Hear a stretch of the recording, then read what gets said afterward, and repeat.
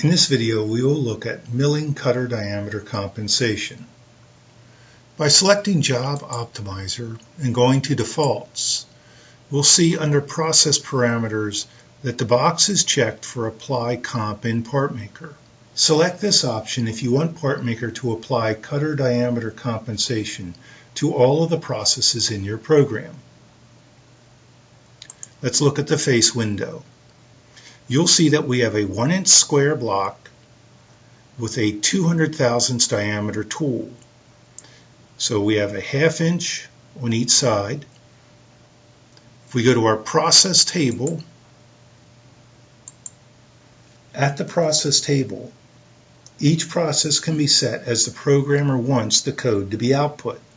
By double-clicking on a process, the programmer can select Apply Comp in PartMaker, which will compensate the code for the radius of the tool, and cutter diameter compensation could be set to none, left, or right. In this process, we are only comping code. In the middle process, we are comping the code based on the radius of the mill and applying a G41 offset. In the third, we are not applying comp in the code and only outputting a G41 offset. Let's generate NC code, and now we'll look at this code. Here you can see that the PartMaker comp only, the X and Y locations are at 0.6.